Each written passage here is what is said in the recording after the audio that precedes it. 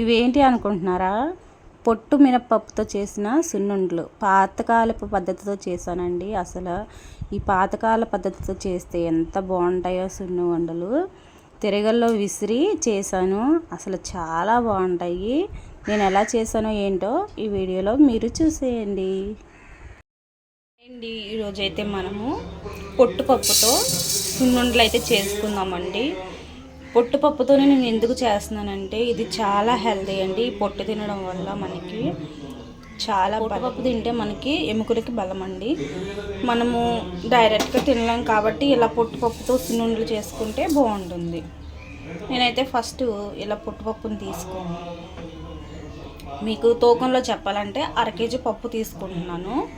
అదే కొలతలో అయితే 2 కప్పులు తీసుకుంటున్నానండి. 2 కప్పుల మినపప్పుని తీసుకుని దోరగా ఫ్రై చేసుకోండి.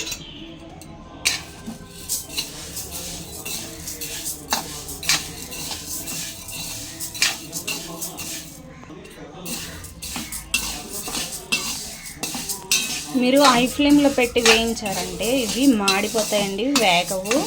అందుకని లో టు మీడియం ఫ్లేమ్లో పెట్టుకుని వేయించుకుంటే చక్కగా వేగుతాయి సమానంగా.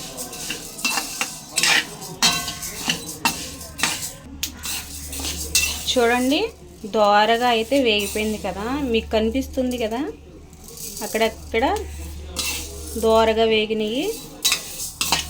ఇంకో 1-2 నిమిషాలు ఫ్రై చేసేసుకుని స్టవ్ ఆఫ్ చేసేసుకుని ఈ మినపప్పుని పక్కకు తీసేసుకుందాం. మీకు మినుములు దొరికితే, పొట్టు మినుములు దొరికితే వాటితో చేసుకోవచ్చు. అయితే అందరికీ పొట్టు మినుములు దొరకవు కాబట్టి నేను ఇలా పప్పుతో చేస్తున్నాను. ఇప్పుడైతే బాగా ఫ్రై అయిపోయిందండి. ఇలా ఫ్రై అవ్వాలి. ఇలా ఫ్రై అయినప్పుడు మనకి బాగుంటుంది. మరీ మాడిపోతే సున్నుండలు బాగోవండి. అందుకని ఇలా ఫ్రై చేసుకుని ఇప్పుడు పక్కకు తీసేసుకుందాం. చూడండి, ఇలా వేగాలి. ఇలా వేగినప్పుడు మనకి సరిపోతుంది. ఇప్పుడు స్టవ్ ఆఫ్ చేసి నేను 2 కప్పులు మినపప్పు తీసుకున్నాను కదండి. అయితే నేను 3/4 కప్పు బియ్యం తీసుకుంటున్నాను. అవి రేషన్ బియ్యం తీసుకుంటున్నానండి. రేషన్ బియ్యం జిగురు బాగుంటుంది. సున్నుండల్లో బియ్యం ఎందుకు వేయాలంటే సున్నుండలు మనకి మినపప్పు జిగురుగా ఉంటుంది కదండి. ఈ బియ్యం వేసుకుంటే మనకి తినడానికి బాగుంటుంది, లేదంటే గొంతుకు పట్టేస్తుంది. డైరెక్ట్గా మినపప్పుతోనే చేస్తే గొంతుకు పట్టేసి మనకి వీలుగా ఉండదు. అందుకే బియ్యం వేసుకోవాలి. బియ్యాన్ని కూడా దోరగా ఫ్రై చేసుకోండి. బియ్యం కొలతలో అయితే 200 గ్రాములు బియ్యం వేసుకోండి 1/2 కేజీ పప్పుకి. చూడండి, బియ్యం కూడా చక్కగా దోరగా వేగిపోయి కదా. స్టవ్ ఆఫ్ చేసేసుకుని ఇవి బాగా చల్లారాక మీకు మిక్సీ అయినా పర్వాలేదు, అలాగే మిల్లుకిచ్చుకున్నా పర్వాలేదు. నేనైతే తిరగలతో విసురుతాను. పాతకాలం పద్ధతిలో విసురుండి చేస్తున్నాను కాబట్టి తిరగల్లో విసురుతాను. ఇప్పుడైతే స్టవ్ ఆఫ్ చేసేసుకున్నాం. స్టవ్ ఆఫ్ చేసుకుని ఇవి బాగా చల్లారాక అప్పుడు మనం విసిరేసుకున్నాం. తిరగలు పెట్టడానికి ఇలా ఒక బస్తా వేసుకుని దానిపైన కాటన్ క్లాత్ వేసుకుని, అలాగే తిరగలు ఉన్న చోట ఇలా పేపర్లు వేస్తున్నానండి. డస్ట్ ఉంటే మనకి పిండికి పట్టకుండా ఉండడానికి. అలాగే కవర్ కూడా వేస్తున్నాను. ఇలా పేపరు కవరు ఎందుకు పెడుతున్నానంటే తిరగలకి ఏమన్నా డస్ట్ ఉంటే మనం ఎంత నీట్గా కడిగినా డస్ట్ అనేది ఉంటుంది. అందుకే ఇలా పేపర్ వేసుకుంటే ఆ తిరగలు ఉన్న భాగంలో ఆ డస్ట్ అనేది ఉండిపోతుంది, పిండిలోకి చేరదు. అందుకని నేను ఇలా చేస్తున్నాను. మధ్య మధ్యలో గురుజుని కూడా కొట్టాలి కదండి, అప్పుడు డస్ట్ ఏమైనా పడుతుంది అని నేను ఇలా పేపర్ వేస్తున్నాను. ఇందాక ఫ్రై చేసుకున్న మినపప్పుని అలాగే బియ్యాన్ని మిక్స్ చేసుకుని ఇప్పుడు తిరగలు పట్టేసుకుందాం. చూడండి, ఇప్పుడైతే ఇన్నే తీసుకోవాలి. ఎందుకంటే మనకి పిండి పడాలి కదా, రవ్వ అయితే ఎక్కువ వేసుకోవాలండి. పిండి కాబట్టి మనము ఇన్నే వేసుకోవాలి. ఇలా వేసుకుని తిప్పుకోవాలి.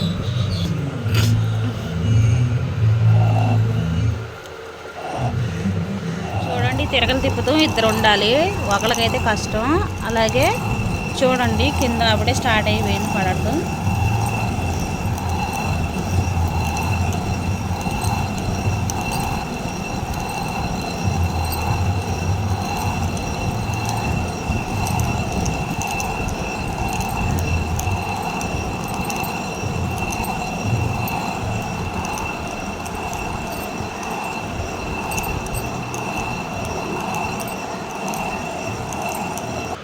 చూడండి, కొన్ని కొన్ని వేసుకోవాలి.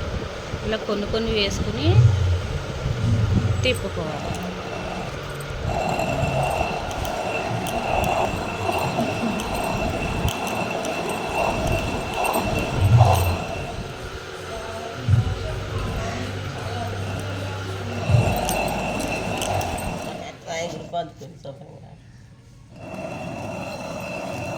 ఇలా పిండి కింద ఆడటం, తిరగలో నుంచి కింద పడటం.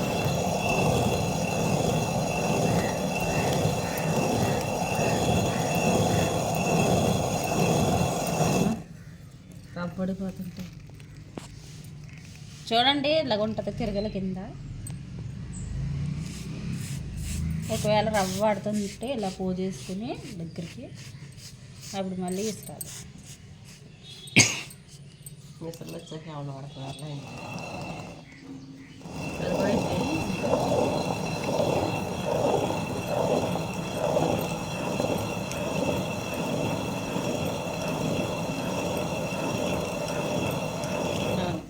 ఎక్కడ పడుతుంది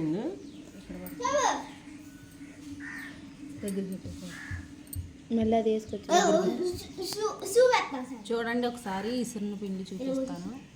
చూడండి, కొంచెం కొంచెం కింద పోసుకుంటే ఇలా మెత్తగా ఎలాగా కనపడుద్ది.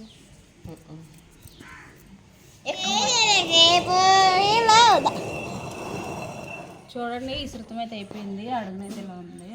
దీన్ని ఏం చేయాలంటే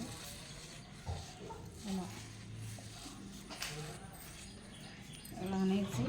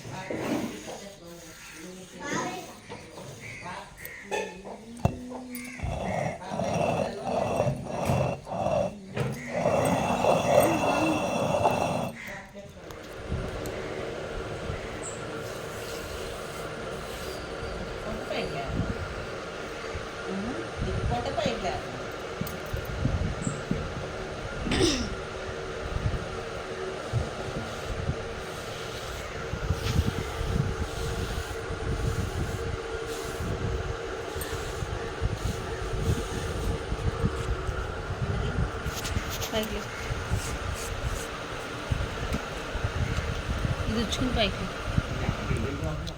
పిండి అయితే వేసడం అయిపోయిందండి. పిండిని ఇలా జాగ్రత్తగా తీసుకుని మనం బేషనీలో పోసేసుకుందాము.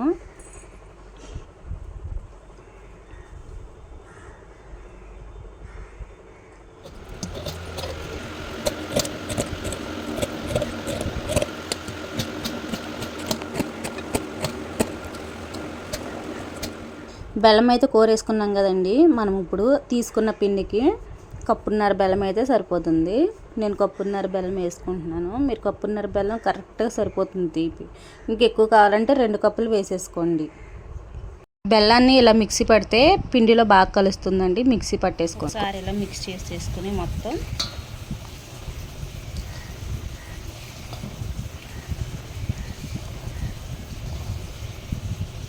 రండి. కాచి చల్లార్చిన నెయ్యి, దీనికంటూ కొలత ఏమీ లేదు. మీకు ఇష్టమైనంత పోసుకోవచ్చు, తినగలిగినంత పోసుకోవచ్చు. నేనైతే నెయ్యి పోసేస్తానండి. నెయ్యి పోసేసి మిక్స్ చేసుకుందాము. ఈ నెయ్యితో చేసిన సున్నుండలు చాలా బాగుంటాయండి. ఇలా నెయ్యి అంతా పిండికి పట్టేలాగా మిక్స్ చేసుకోవాలి.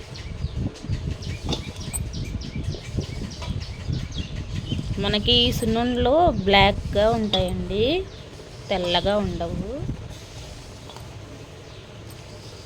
చూడండి, బెల్లం అంతా ఇలా పిండికి పట్టించేసాం కదా. ఒకవేళ బెల్లం పిండిలో కలవనట్టుంటే ఒకసారి మిక్సీ పట్టుకోండి. మిక్సీ పట్టుకుంటే మనకి మొత్తం కలిసిపోతుంది. ఇప్పుడు ఇందులో యాలకుల పొడి వేసుకున్నాము. యాలకుల పొడి వేయడం మిస్ అయిందండి, అందుకే మళ్ళీ ఇంకొక యాలకాయ చితకొట్టి వేసామన్నమాట.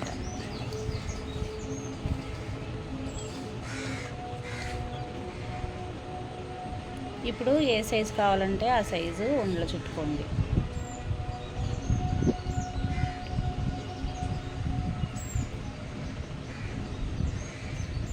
ఇలా ఉండలు చుట్టేసుకోండి. అన్నీ ఇలా ఉండలు చుట్టేసుకుని ఎయిర్టైట్ డబ్బాలో పెట్టేసుకుంటే మనకి ఎప్పుడు కావాలంటే అప్పుడు తినొచ్చు.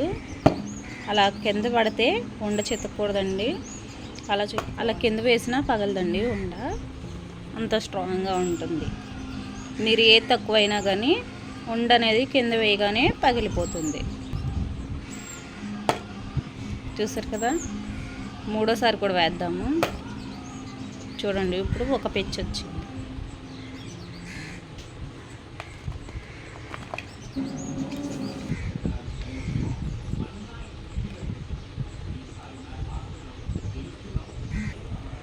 ఇలా అన్ని ఉండలు చుట్టేసుకుందామండి. చూడండి, మనం పొట్టు మినపప్పుతో తయారు చేసిన సున్నుండలు అయితే రెడీ అయిపోయినాయి. చూసారు అసలు ఎంత బాగున్నాయో. చూడడానికి మీకు కలర్ఫుల్గా లేకపోవచ్చు, చాలా బాగుంటాయి. పైగా ఇవి మనకి ఎముకలకి చాలా బలము. అలాగే జుట్టు ఎదుగుదల, నడుము నొప్పి ఉన్న వాళ్ళు కూడా ఇవి తింటే చాలా మంచిదండి. అలాగే బలం లేని పిల్లలకి మనం పెట్టచ్చు. చూసారు కదా, ఈ సైజ్ చేసుకుని రోజుకి 1 లేదా 2 తింటే చాలండి, మనకి చాలా బలం అనమాట. పొట్టు మినపప్పుతో మీరు కూడా సున్నుండలు ట్రై చేసి మీకు ఎలా వచ్చినాయో నాకు కామెంట్ చేయండి. అయితే ఇవి నేను పాతకాల పద్ధతితో చేశాను, చూద్దాము. చీకటి పడిపోయిందండి, ఇవి తయారు చేసేపటికి చీకటి పడిపోయింది.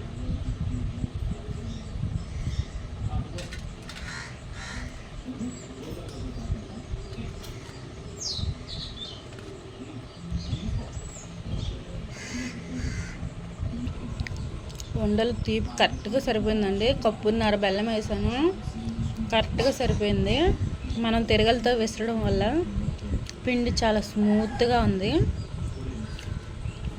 చక్కగా నోట్లో వేయగానే కరిగిపోతుంది. అంత బాగున్నాయి సున్నుండలు. ఈ వీడియో కనుక మీకు నచ్చినట్లయితే లైక్ చేసి సబ్స్క్రైబ్ చేసుకోండి. ఎవరికైనా ఈ వీడియో యూజ్ఫుల్ అనుకుంటే మీ ఫ్రెండ్స్ ఫ్యామిలీకి షేర్ చేయండి. రేపు మరొక మంచి వీడియోతో మీ ముందుకు వస్తాను. Thank you.